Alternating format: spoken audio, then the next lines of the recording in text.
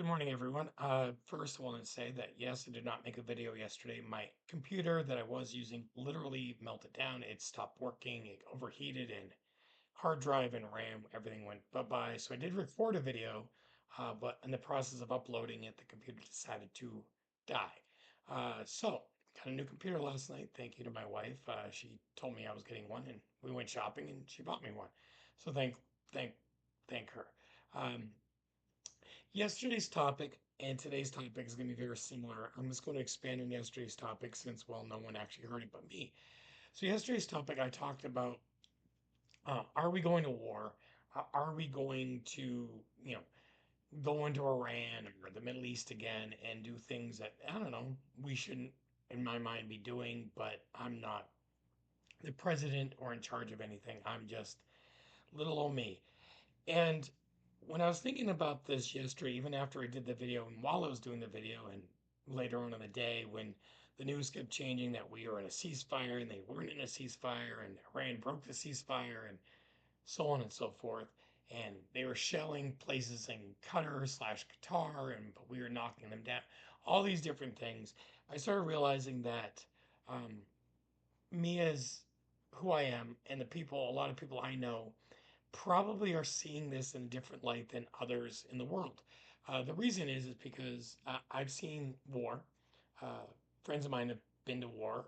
Friends of mine have been in families where people have gone to war, and we deal with the stupid of war differently than others.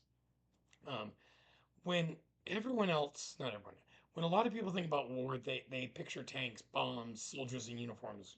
Um, uh, But the battlefield that think about, that you see on TV, that you see in a movie, um, it's really not where the war takes place. There isn't like Revolutionary War or even Civil War where you line up from each other and you bang, bang, bang. Okay, that's not how war is anymore. Um, it affects everybody in the world in that world. So say I'll give an example of what I know real world. Afghanistan. We didn't When we had a battle, it wasn't like the Taliban and Al Qaeda lined up on one side and we lined up on the other and we just saw who won. Uh, Mothers, children, people were affected, parents, teachers, students, everybody. People like us in America today, they were affected. It wasn't that we went into a village and we said, okay, where's the bad guy? We're only going to affect the bad guy. A lot of times we went and did damage to the entire village and hopefully we got the bad guy. Imagine if you were in Israel right now, or Iran, or Qatar, or any of those places, and you didn't wake up to your alarm on your phone. You woke up to a siren saying, rocket attack. We used to get woken up a lot in Kandahar with this British voice, and she would say rocket attack, and there would be a siren. And at first, it was terrifying. But here's the crazy mentality. Uh, you get annoyed by it after a while.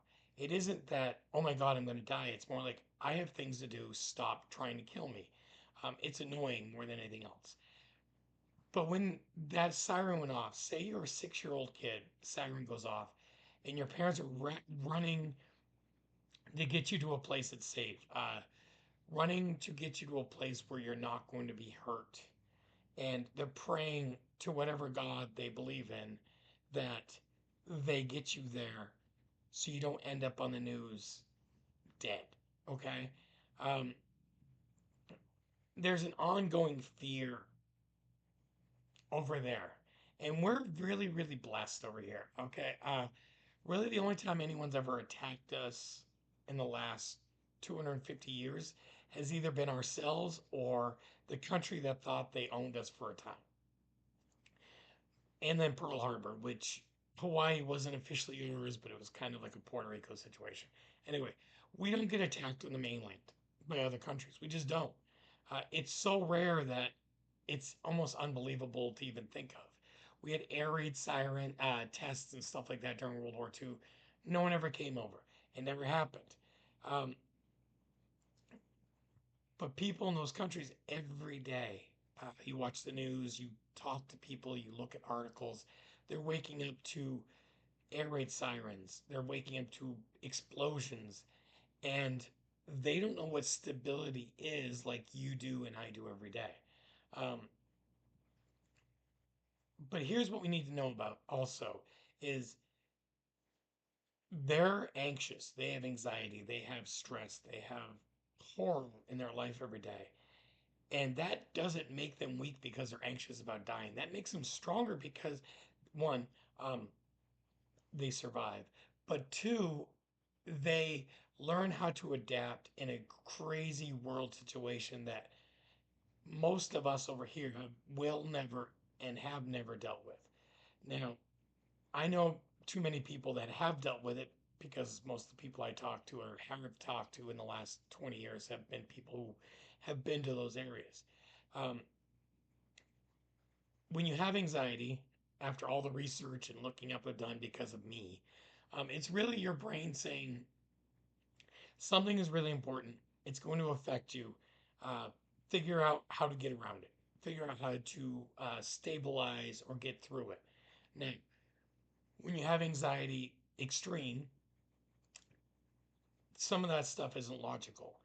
But right now, there's a lot of people who have anxiety in our country and all around the world because of the fact of uh, there are countries out there, including ourselves, who are bombing other people without real provocation. Is just we're bombing.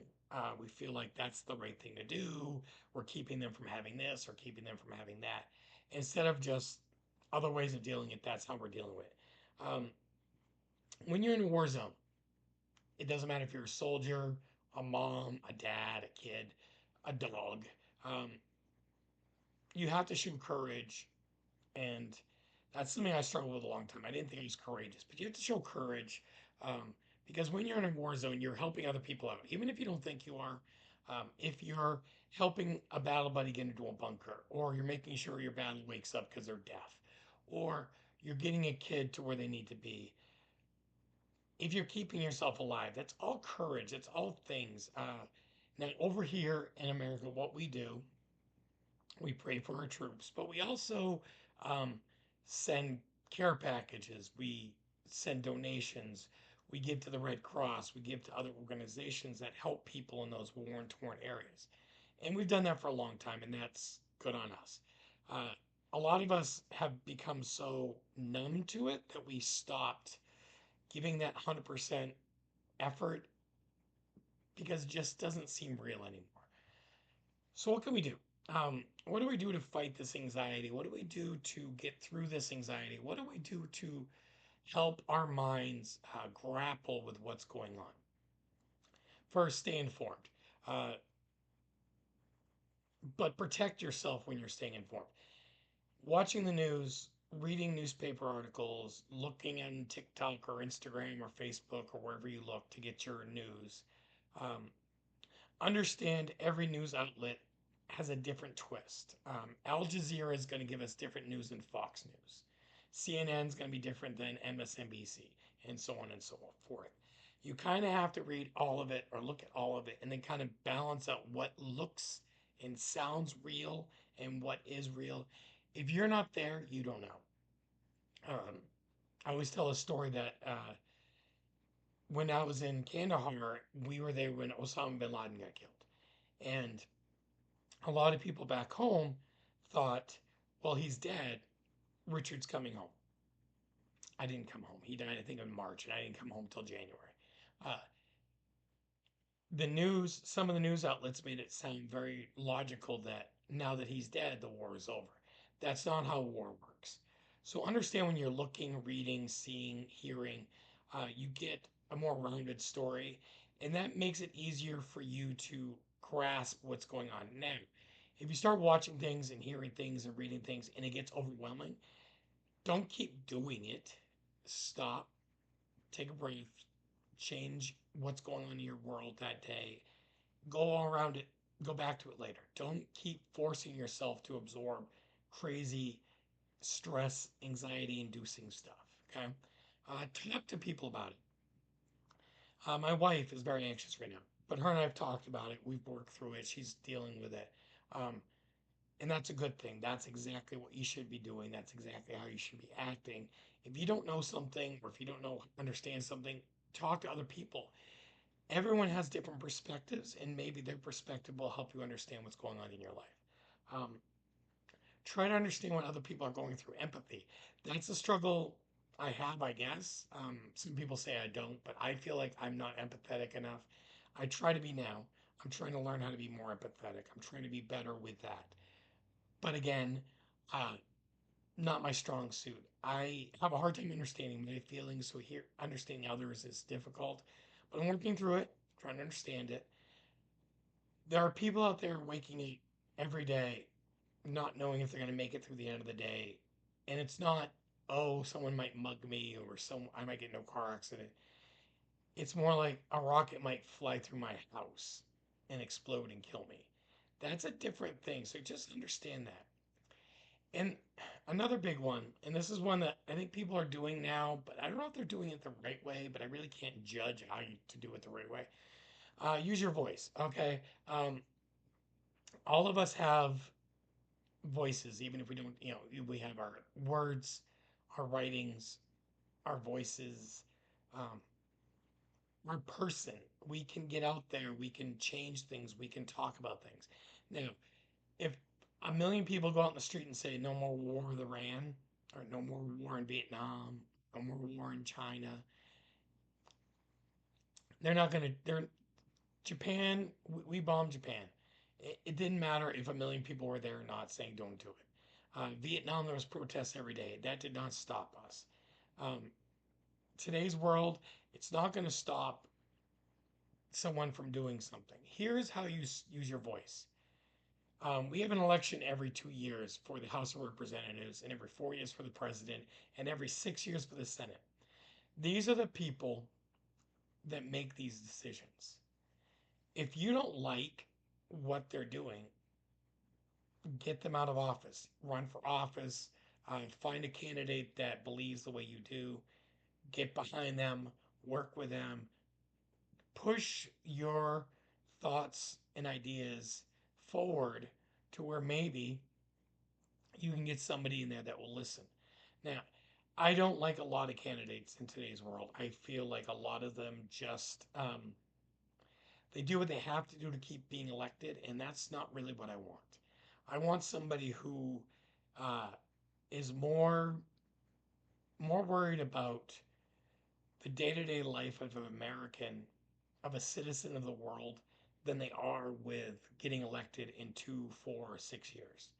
I want our world to stop thinking, or at least my world in America, to stop thinking about um, the election cycle and start worrying about the human cycle.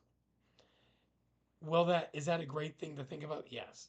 Is it reality? Not right now. The anxiety people are having right now, it's real. Okay. Um, Resilience is real. I hate that word. I've always hated that word, but more and more every day I'm seeing that it's a necessary thing to have resilience because without it, uh, we'd all be in a hole right now, rocking back and forth. Okay. We need to pay attention to our anxiety. We need to pay attention to what is stressing us out. And again, if it's too much, cut yourself off for an hour, 2 hours, 12 hours, however long it takes. Go outside, even if it's hot out. Go outside, get a cold drink. Go in your backyard on the grass if you have grass. Put your feet in it. If you have a dog, take them for a walk. Just do something uh, to get your body and your mind in a more real state. We are living in a world where reality is scary. Uh, Reality, the big picture reality is scary. Um, so, what I always compare this to is the world is a movie, but our lives are a TV show. Sometimes the movie is great. There's a lot of action, there's a lot of drama, but sometimes we don't have mental time or mental capacity to watch a movie, but we can watch a 22-minute sitcom or a 22-minute show. Maybe right now what you need to do is focus on the 22-minute show and let other people deal with the movie until you can get yourself in the right mindset to watch a movie. That's really what we got. And like it or not, we live in a 24/7 media world. Okay. So no matter if you take 20 minutes out or an hour out or 12 hours out, the news will still be there. When I was growing up, you had news at 6 a.m. to 7, then you had the Today Show, then noon and 6 p.m., and then 11. There was no CNN, there was no MSNBC or Fox News. So you waited to see what was going on, the weather, everything. You waited. There was no internet yet to Google what the weather was. Okay?